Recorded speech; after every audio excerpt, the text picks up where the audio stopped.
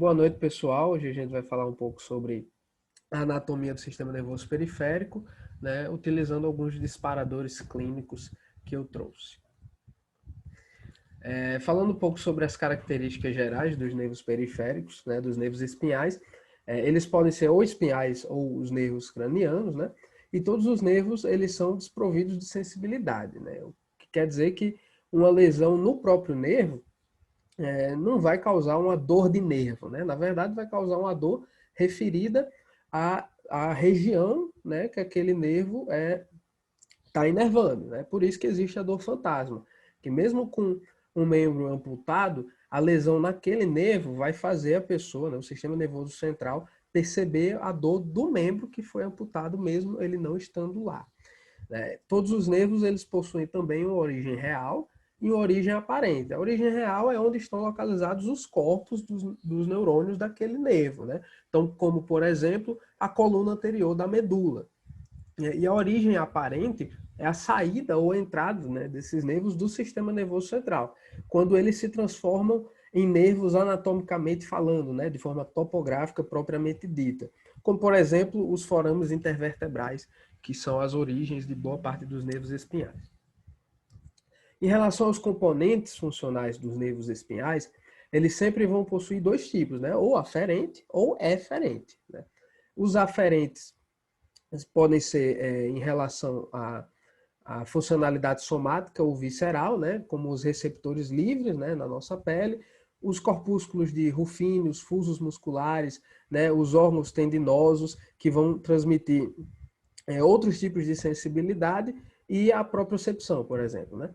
Além dos aferentes viscerais, que vão transmitir aquelas informações que vão ser importantes para o sistema nervoso autônomo, né? Como a fome, a sede, o teor de oxigênio e a pressão arterial.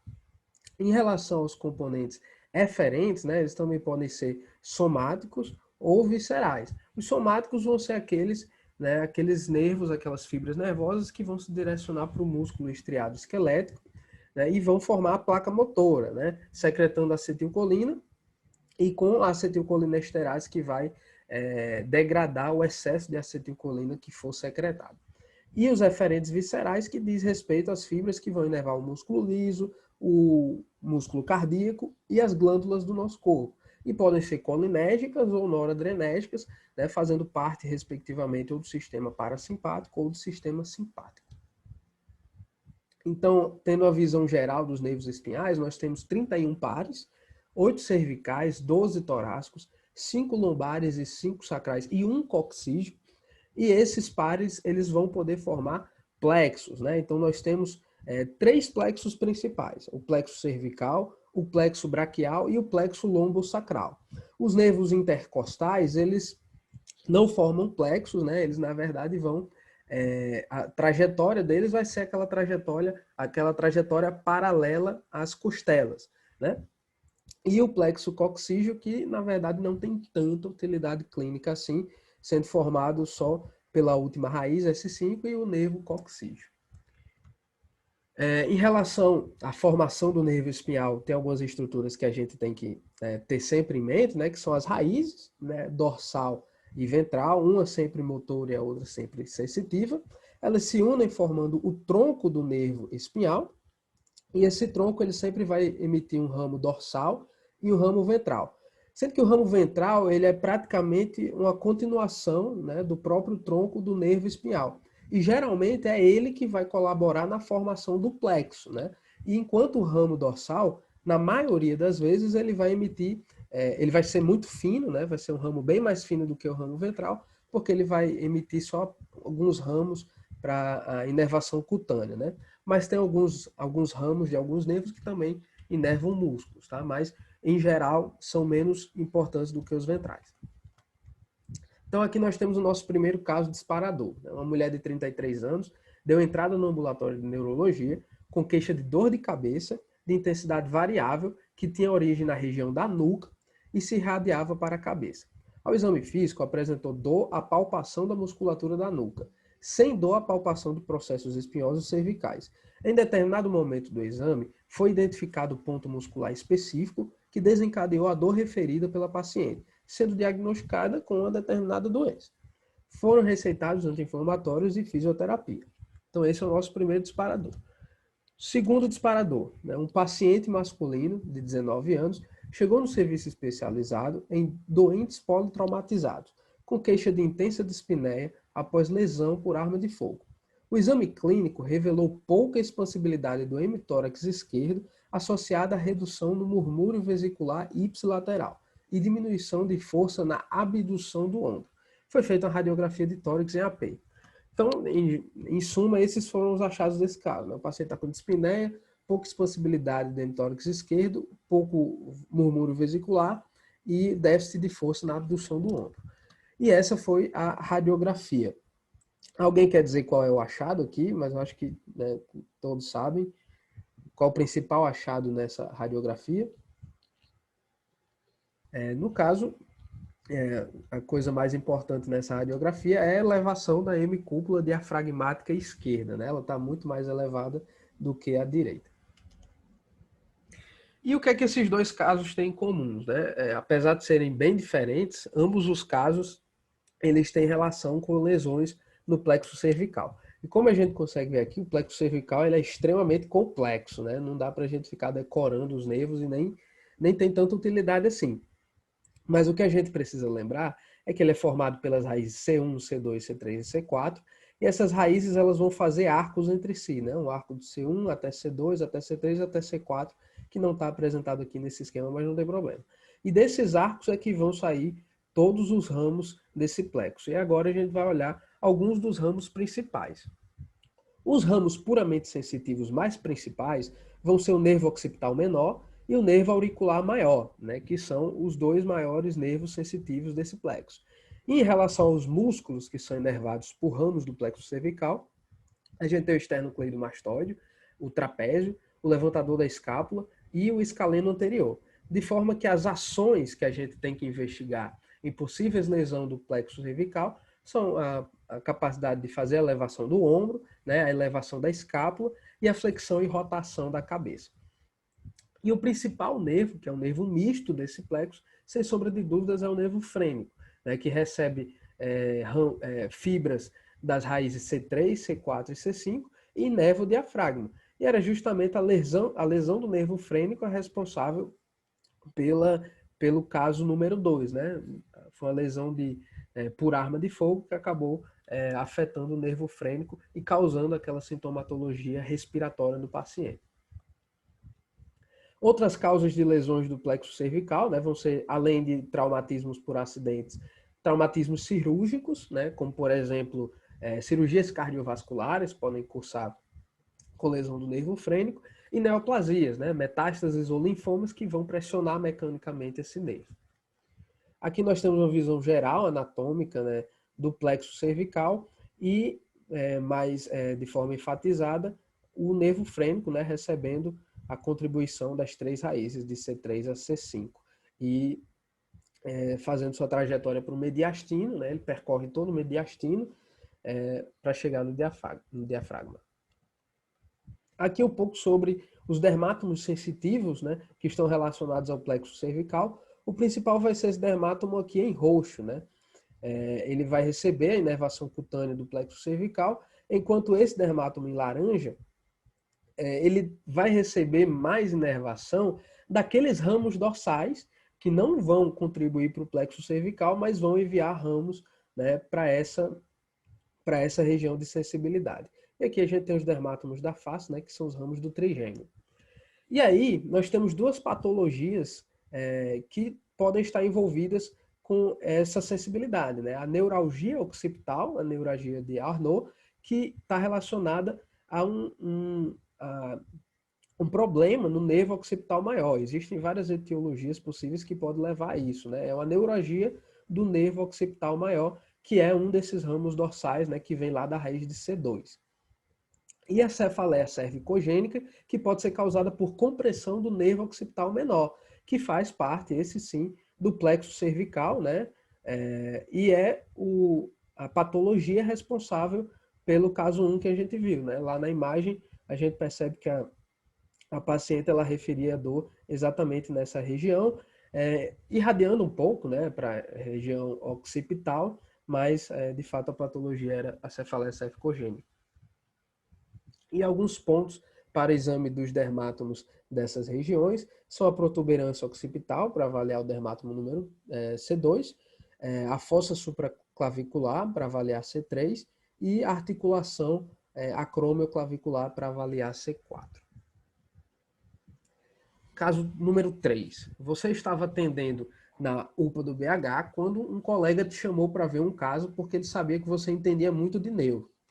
O caso era um lactente de 3 meses, do sexo masculino, que foi encaminhado para o serviço de cirurgia de mão, por apresentar déficit de mobilidade do membro superior direito. A mãe relatou uma gestação normal, mas com trabalho de parto difícil, tendo o recém-nato apresentado alteração desde o nascimento. A inspeção foi observado o ombro em rotação interna e adução, extensão do cotovelo e pronação do antebraço, formando a posição chamada de gorjeta de garçom. O exame físico constatou paralisia flácida local e não responsiva a estímulos visuais e verbais, com assimetria do reflexo de Moore.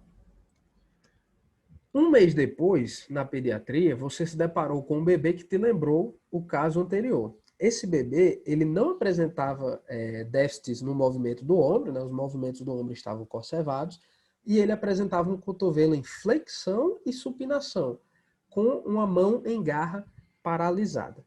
Então vão anotando as características dos casos, que a gente vai ver a neuroanatomia, e depois a gente retorna esses casos para ver do que ele se tratava. E o caso número 5, um paciente do sexo masculino, de 13 anos, deu entrada em emergência após queda de bicicleta, evoluindo com dor e perda de sensibilidade no ombro esquerdo. O exame físico constatou ainda uma área de hipoestesia em região lateral do braço. A radiografia evidenciou uma luxação inferior do ombro. Após redução incruenta satisfatória, o paciente foi imobilizado e se recuperou do quadro neurológico 3 meses depois. Aqui é a radiografia do paciente, né, evidenciando a luxação inferior do ombro. E eu quero que vocês se façam a pergunta, né, de quais foram as causas dos sintomas neurológicos dos pacientes. Esse aqui eu acho que é mais fácil. Paciente, sexo masculino, 53 anos, deu entrada no ambulatório de neurologia com quadro de dor e dormência na mão direita, além de dificuldade para segurar os objetos. O exame físico constatou parestesia nos 3 dedos laterais da mão direita. Após um exame físico sugestivo, a eletroneuromiografia confirmou a hipótese diagnóstica. Foi realizado tratamento cirúrgico com evolução satisfatória. É óbvio que esse caso tinha mais informações, só que eu também tirei para depois a gente ver quais são elas. E, basicamente, quais testes vocês acham que deveriam ter sido realizados nesse exame físico, né? O exame físico sugestivo. Por que é sugestivo, né? E quais são as estruturas que estão envolvidas e qual a principal hipótese diagnóstica. Então, vamos lá, né? Todos esses casos, eles têm a ver com o plexo braquial. O plexo braquial, ele assusta, né, quando a pessoa vê a primeira vez, mas ele não é tão complicado. Ele é formado pelas raízes C5, C6, C7, C8 e T1. E algumas pessoas têm contribuição de C4, outras de T2, mas enfim. E aí essas raízes elas vão formar troncos, né? C5 e C6 vão se unir, C7 continua só e C8 e T1 também vão se unir formando esses troncos. E cada tronco vai emitir uma divisão, uma anterior e outra posterior. As 3 posteriores vão formar o fascículo posterior, que vai gerar o nervo axilar e o radial. Aí as outras divisões, né, vão formar o fascículo lateral e o medial. O lateral vai formar o músculo cutâneo e vai lançar o pedaço lateral do mediano, enquanto o medial vai formar o ulnar e vai lançar o pedaço medial do mediano. Pode parecer complexo, mas não é. Assim, eu gosto muito de pensar no M, né, quando eu vejo essa estrutura, e lembrar que desse M, aqui no meio a gente sempre tem o mediano. Em relação à musculatura, né, quais são os músculos, ou melhor, as ações que esses nervos são responsáveis? O axilar, ele vai ser responsável pela abdução do ombro e rotação lateral do ombro. O músculo cutâneo, pela flexão do cotovelo e pela supinação. É só lembrar que ele é um nervo que vai nervar o músculo braquial, né? O radial, ele é responsável por extensão do cotovelo da mão e dos dedos da mão e do polegar. O déficit no nervo radial pode gerar a queda do punho, né, a mão caída. O nervo mediano, ele é responsável pela pronação do antebraço, pela abdução do polegar. O déficit na abdução do polegar pode gerar uma posição de mão chamada de mão simiesca. E ele é responsável pela flexão do segundo e terceiro dedos da mão, que se estiverem em déficit, eles vão gerar uma posição chamada de bênção papal. O nervo ulnar é responsável pela adução da mão, a flexão da mão e a adução do polegar. E o seu déficit, né, do nervo ulnar, a lesão do nervo ulnar, pode gerar uma posição chamada mão em garra. E aí vamos só dar uma olhada assim, no trajeto que esses nervos fazem, só para a gente ter uma noção. Né? O nervo axilar, aqui a gente tem uma vista posterior, ele vai percorrer aqui a posterior do húmero, né? E inervar o deltoide, o redondo menor, né? E vai colaborar aqui para a mobilidade do ombro. O nervo músculo cutâneo, ele vai vir aqui anteriormente ao húmero, né? Justamente para inervar o bíceps, o braquial, né? É muito fácil a gente sempre lembrar dele como responsável pela flexão do cotovelo. O nervo radial, ele vai percorrer o húmero posteriormente e vai ter uma relação um pouco mais íntima com o epicôndilo lateral, né, do húmero.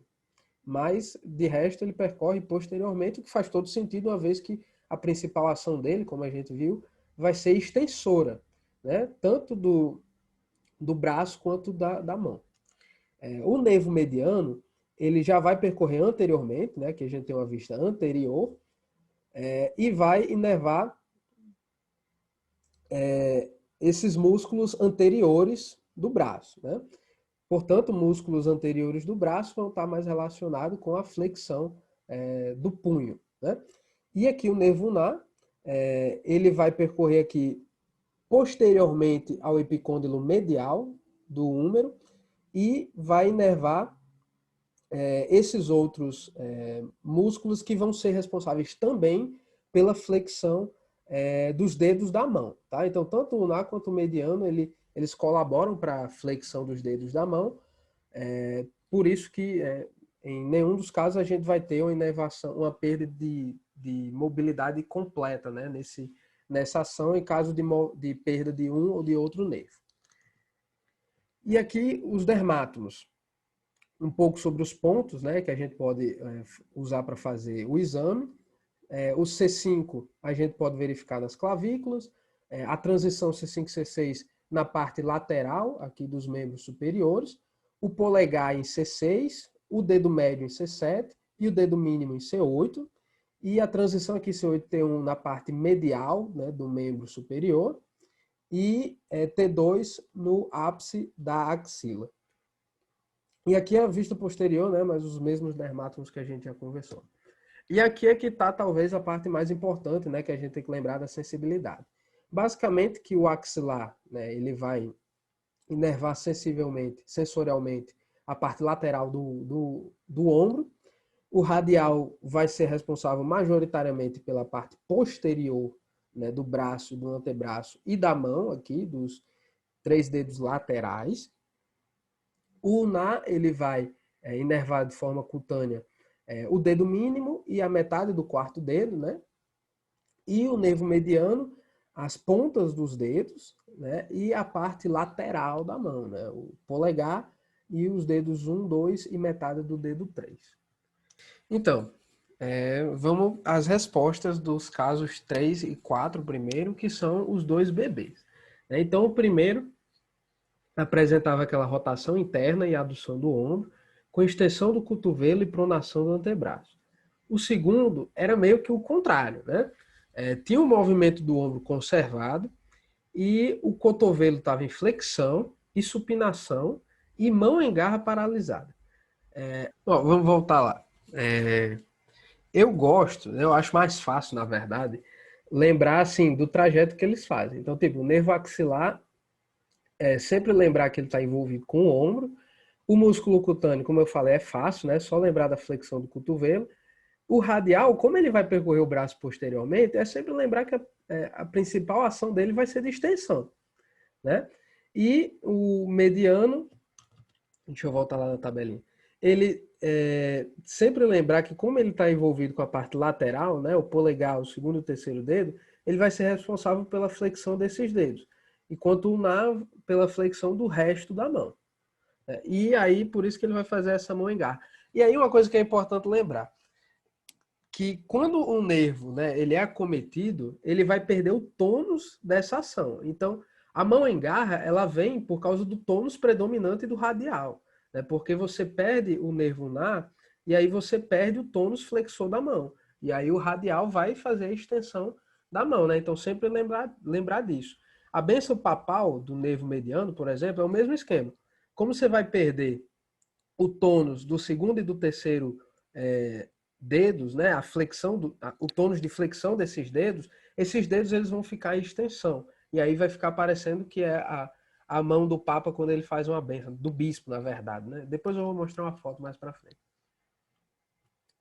Então, vou dar as respostas. Né? O caso 3, a Letícia acertou. Né? É uma paralisia obstétrica de plexo braquial alta. Né? Ou seja, acometeu as raízes C5 e C6, que é a mais comum. É chamada de paralisia de Erbe. Né? Então, como essas raízes elas vão contribuir principalmente, né, nos nervos axilar e músculo cutâneo, que fazem abdução do ombro, rotação lateral do ombro, flexão do cotovelo e supinação, o braço ele vai se apresentar justamente com o contrário de todas essas ações, né? Porque você perde a ação desses nervos. Já o caso 4 também é uma paralisia obstétrica de plexo braquial, só que é uma paralisia mais rara, é a paralisia de Klumpke, que ela ocorre pelo mesmo motivo, né, o trabalho de parto difícil, então o ombro do bebê ele tem dificuldade de passar pelo canal vaginal, só que ela acaba cometendo apenas as raízes de baixo, C8 e T1. E aí o quadro clínico vai ser justamente o contrário da paralisia de Erbe, vai ser o exacerbamento dessas ações do axilar, do músculo cutâneo e do radial também, né, em partes. Então, o cotovelo vai estar em flexão, né, o braço vai estar em supinação e a mão em garra, né, porque você perdeu o nervo ulnar. Sempre associar a mão em garra com o nervo ulnar. Aqui eu peguei essa tabela de um artigo só para mostrar mesmo que existem vários tipos de paralisia obstétrica, né, várias formas de classificar.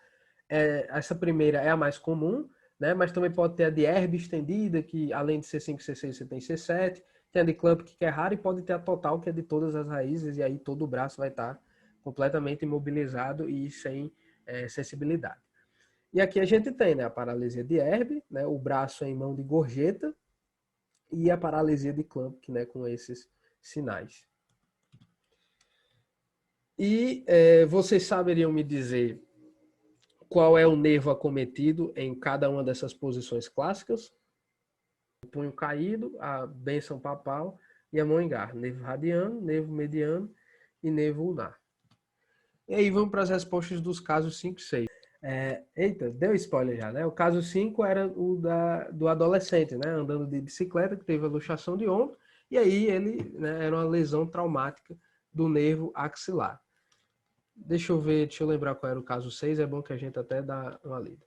Sim, era da síndrome do túnel do carpo, como a Tereza já matou a pau, e a Tereza acertou boa parte das perguntas, né? É o teste de Tino e o teste de Fallen que são utilizados para fazer esse diagnóstico, mas eu também vi um caso clínico na Interwebs que utilizava a manobra de Spurling. Essa manobra, deixa eu mostrar a foto aqui, né? É acometimento do nervo mediano, né? Sempre lembrar. Aqui a gente tem a de Tino, a manobra de Fallen, e aqui é essa manobra de Spurling. Que a gente pede para o paciente fazer uma extensão da cabeça, né? E aí faz uma adução da cabeça, uma flexão da cabeça, na verdade, uma flexão lateral da cabeça, e a gente faz essa pressão. E se o paciente tiver algum tipo de etiologia que esteja causando a cervicobraquialgia, né, ele vai sentir dor, principalmente, né, distal, na parte distal do membro superior. Essa manobra, no caso, ela é muito útil para uma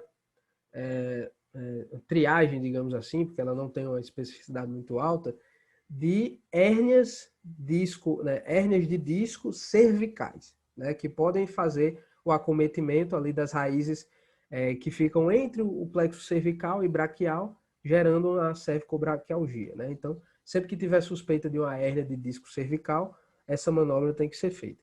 E aqui a cirurgia, né, do nervo mediano, do túnel do carpo, está lá no livrinho do Flávio. E aí vamos para os próximos casos, né? Os nomes de cada manobra. Caso número 7. Paciente feminina de 36 anos, deu entrada no pronto atendimento do Tarcísio Maia, trazida pelo filho com queixa de formigamento na perna e pé esquerdos, iniciada há 6 meses. Refere ainda que notou o aparecimento de 5 manchas indolores e não pruriginosas na mesma perna há 3 anos, as quais estão presentes até o momento. No exame físico, você identificou as 5 manchas hipocrômicas na perna esquerda, arredondadas, com bordas bem definidas, discretamente hipercrômicas, a pele nos locais das manchas é seca e sem pelos, e a sensibilidade térmica e dolorosa está ausente na área das lesões. Alguém sugere uma hipótese diagnóstica para esse caso? Hanseníase.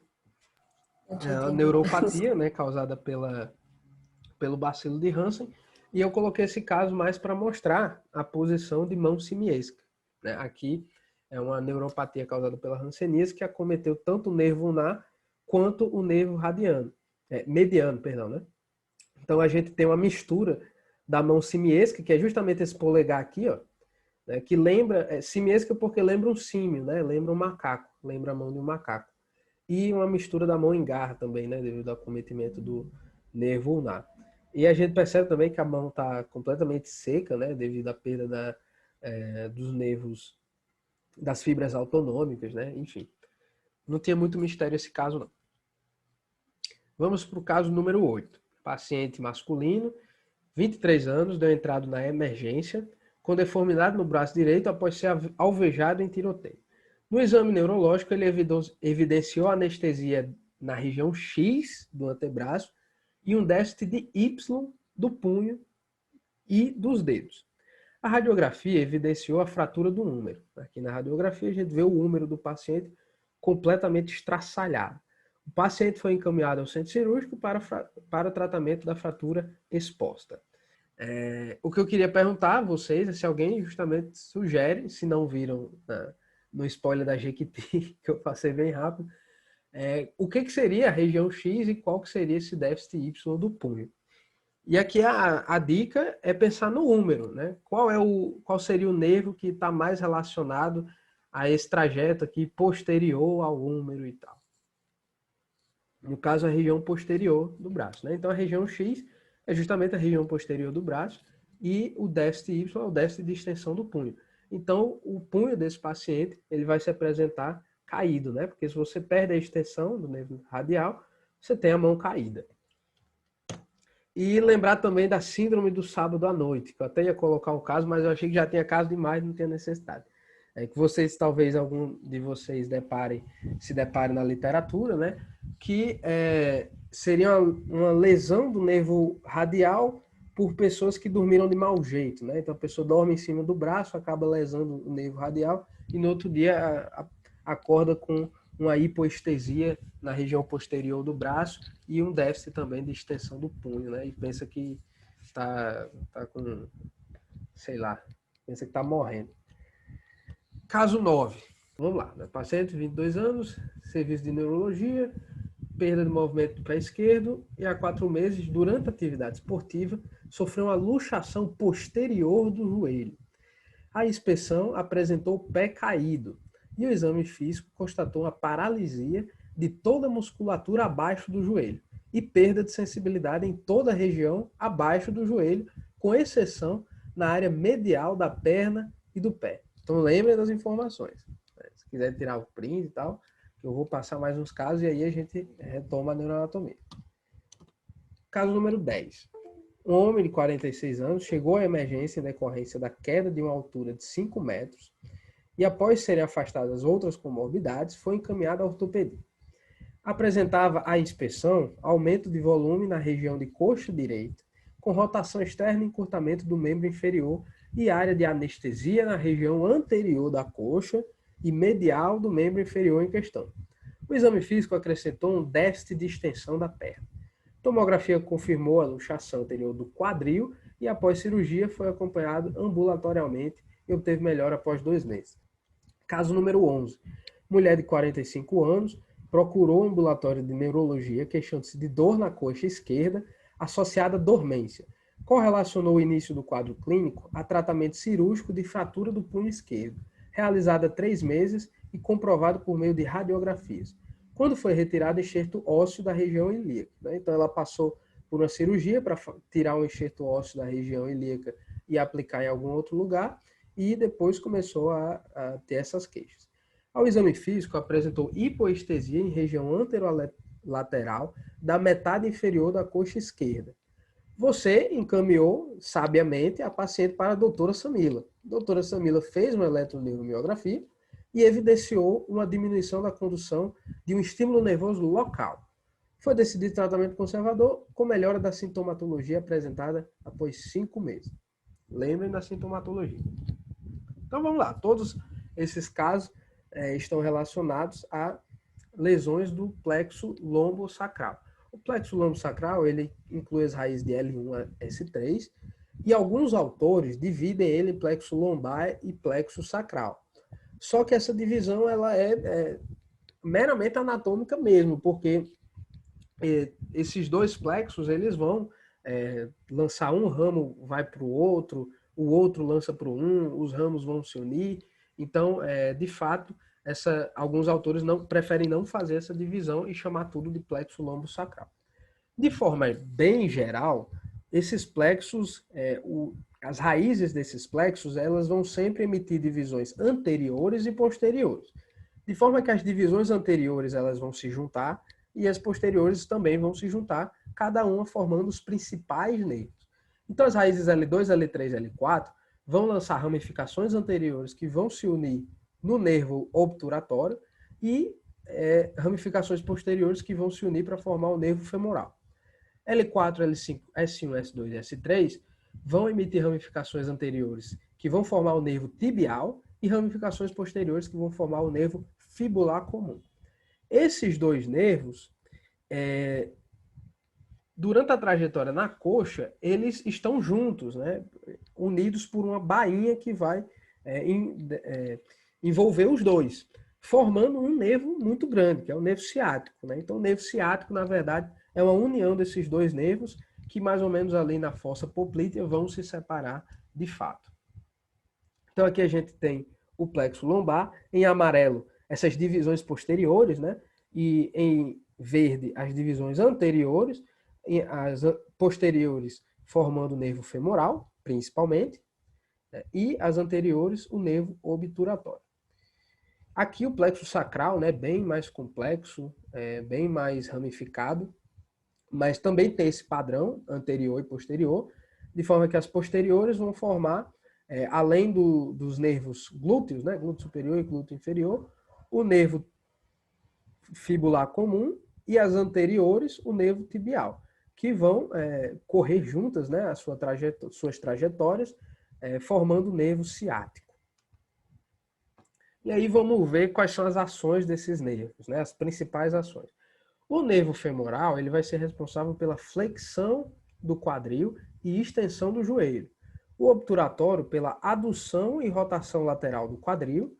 O ciático pela extensão e flexão do joelho. Ah, Vinícius, mas você não disse que o ciático é o tibial e o fibular comum? Exatamente. Mas essas ações, no caso, vão ser exercidas pelos ramos do ciático que vão ser emitidos antes dele se dividir, propriamente dito, em nervo tibial e nervo fibular comum. E aí o nervo tibial vai ser responsável pela flexão plantar e flexão dos dedos do pé. Né? Então você estica aí seu pé, você levanta o pé do chão e tenta encostar ele com a ponta do dedo. Você vai estar ativando o nervo tibial, uma forma de você lembrar. E o nervo fibular comum que vai fazer a dorsiflexão do pé e extensão dos dedos do pé. De forma que um déficit no nervo fibular comum pode gerar o pé caído, né? Porque você vai perder, né? Essa dorsiflexão e extensão dos dedos do pé, causando o pé caído.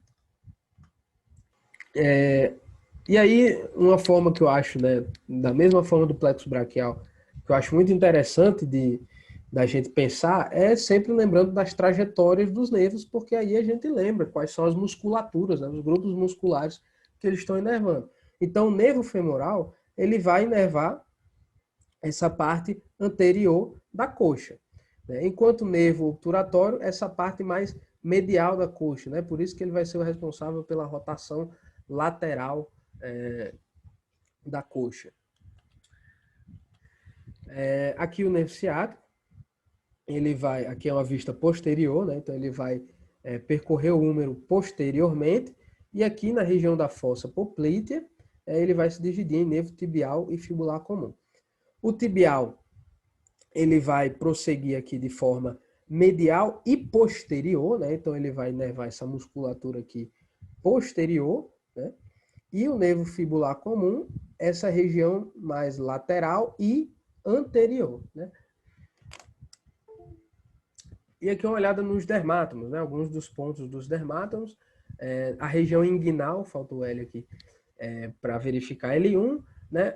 Toda essa parte anterior e medial dos membros inferiores, né? A gente pode usar para verificar as raízes de L1 a L4. Né? L4 a gente pode verificar pela parte medial do hálux. L4 até S1, né? L4, L5 e S1 vão todos estar referentes ao pé. E L5, S1 e S2 a região posterior, né, e lateral dos membros inferiores. Enquanto as regiões de S2 a S5, né, a região perianal. E aqui a parte mais interessante, né, que é aquela sensibilidade mais específica. Basicamente, a gente tem a região lateral da perna, né, toda inervada por ramos do nervo fibular comum. E, consequentemente, do ciático também, né? Essa região posterior da coxa, né, a gente já vai ter a inervação do nervo cutâneo femoral posterior. Apesar de ser femoral posterior, não é um ramo do nervo femoral, né? Na verdade, ele vai partir direto das raízes lá do plexo. Aqui, da mesma forma, a região lateral da coxa vai ser inervada pelo nervo cutâneo femoral lateral. A região anterior aqui, o nervo femoral, né? Esse sim é o nervo femoral. Aqui também não é ramo do nervo femoral, apesar do nome fazer a gente pensar isso. E essa região medial, que não vai ser inervada pelo nervo fibular comum, vai ser inervada pelo nervo safeno, né? Então, eu quis resumir, né, algumas das regiões, né, para a gente associar só a alguns nervos, mas a sensibilidade é extremamente complexa, né? Se a gente for ver o mapa corpóreo inteiro, são dezenas de nervos que eu acho que não sei nem se os próprios neurologistas decoram. E aqui uma resposta aos casos, né? O caso 9 era aquele rapaz que está com o pé caído, né? Uma paralisia completa abaixo do joelho e uma perda da sensibilidade lateral da perna. O que é que vocês acham que pode ter acontecido no caso 9? Porque a resposta é apenas a lesão traumática do nervo ciático, né? Justamente porque ele passa posteriormente à fossa poplítea e o paciente teve uma luxação posterior do joelho. No caso número 10, a gente tem uma anestesia na região anterior da coxa e medial do membro inferior e um déficit de extensão do joelho, né? De forma resumida, que foi aquele paciente que teve uma luxação de quadril. Alguém sugere qual nervo pode ter sido acometido nesse caso? Vamos voltar lá. Quando a gente olha a sensibilidade, anestesia na região anterior da coxa e medial do membro inferior. É que, na verdade, eu não sei se eu comentei, mas um detalhe que estava aqui em parênteses, mas o nervo safeno ele é um ramo do femoral, né? Então, o nervo safeno, que vai ser responsável por essa região medial da perna, é um ramo do nervo femoral. E a região anterior da coxa, né, é também do femoral. Mas dava para confundir, né? Porque a região medial aqui da coxa, né, esse pedacinho, ele está sendo inervado pelo obturatório. Mas nesse caso, de fato, o problema era uma lesão no nervo femoral, né, acometido pela passagem durante o quadril. Uma forma de tirar a teima, né, seria a questão da extensão do joelho, né? Lembrar que o nervo femoral ele vai inervar o grupo de músculos anterior da coxa, né? Então, se esses músculos se contraem, eles vão fazer a extensão do joelho, né? Seria uma forma da gente pensar no nervo femoral. Aqui está a passagem dele pelo quadril, e aí a gente entende como é que uma luxação do quadril pode acabar danificando ele. O raciocínio é isso mesmo, né? O ciático pela posterior da coxa, o femoral pela anterior, o tibial, os grupos posteriores da perna, e o fibular, os grupos anteriores. O obturatório, na verdade, ele nem vai ter tanta ação assim na coxa, né? Vai fazer mais aquela ação de adução, né, para dentro e rotação lateral. Mas é perfeito, seu raciocínio é isso mesmo. Aí o caso 11, né? Era uma hipoestesia em região anterolateral da metade inferior da coxa esquerda. Foi um nervo que eu passei bem rápido por ele e ele não faz parte dos principais. Alguém lembra qual foi? Foi, no caso, esse nervo em azul, né? Que é o cutâneo femoral lateral, que, como o nome confunde, né? Ele não é nervo, ele não é ramo do femoral, né? Ele vem direto do plexo. E eu coloquei esse caso, né? Porque essa patologia é relativamente comum. É a meralgia parestésica, né, que vai acontecer por uma compressão do nervo cutâneo femoral lateral da coxa. Acredita-se que essa compressão ela pode ocorrer pelo ligamento inguinal. Vai comprimir esse nervo e vai causar essa dor que é bem característica dessa patologia. Os dois fatores de risco maiores que eu vi que podem levar, né, a essa patologia é a obesidade, né? Então pacientes obesos podem ter, e o uso de cintos muito apertados, né? Por incrível que pareça, mas também foi um fator de risco que eu encontrei. Esses foram os casos que a gente viu, né, de lesão do plexo cervical, braquial e lombosacral, só para a gente ter uma visão geral do que a gente viu. E era isso, pessoal. Acho que é o suficiente. Espero que vocês tenham gostado.